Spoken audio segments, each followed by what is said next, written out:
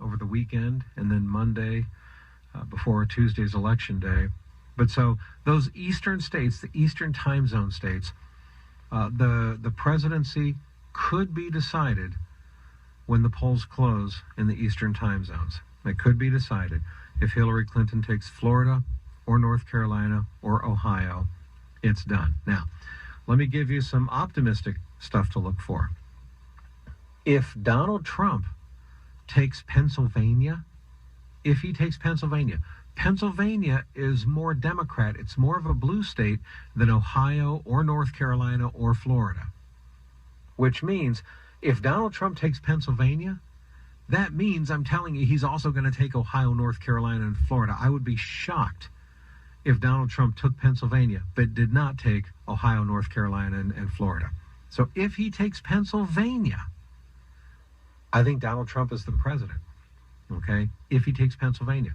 Right now, Hillary Clinton is leading in Pennsylvania, but not by a lot. Real Clear Politics is the organization that takes all of the different polls and combines them together for an overall average. So here's what you have in Pennsylvania. Of all the different polls that have been taken there over the last few days, Clinton is leading in all of them, but not by a lot.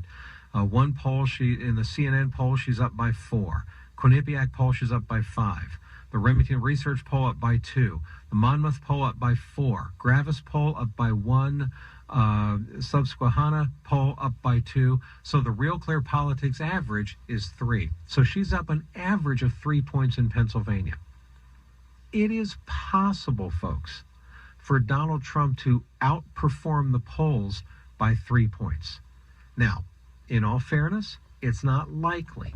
That type of thing doesn't usually happen. Usually you can outperform the polls by 1 or 2 percentage points. It's hard to do it by 3 or 4, but it's not impossible. Also, Hillary Clinton has a little bit of bounce back right now because when it came out that the FBI was reopening the investigation into her, that hurt her temporarily in the polls, and so she lost a few points, but she's gained some of that back now in these last few days before the election.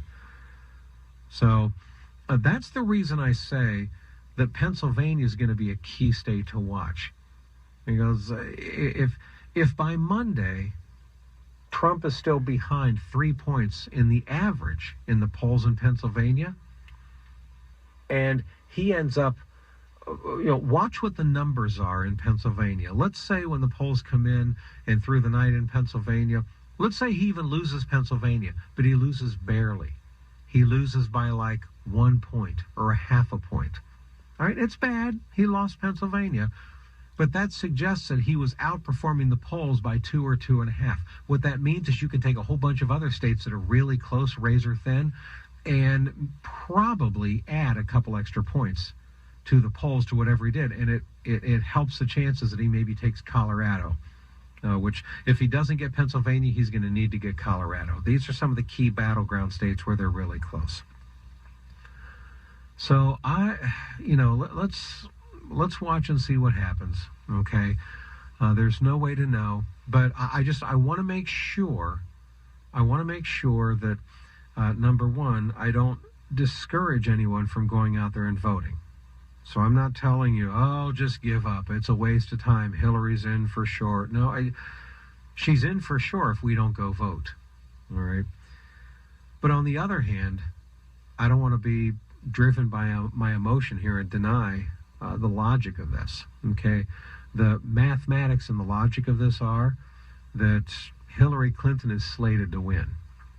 And based on the numbers, Hillary Clinton's going to win Tuesday night. But that can be thwarted with a much stronger than average effort from Republican voters, conservative voters, and especially evangelical Christian voters. We can stop what will naturally happen. If we just act like normal voters and the normal percentage of us go vote, Hillary Clinton's going to be the next president. So, all right, that's where it sits. And obviously we'll be talking about this a lot on Monday and Tuesday, and then going over everything that happened on Wednesday. You're listening to The Bob Dutko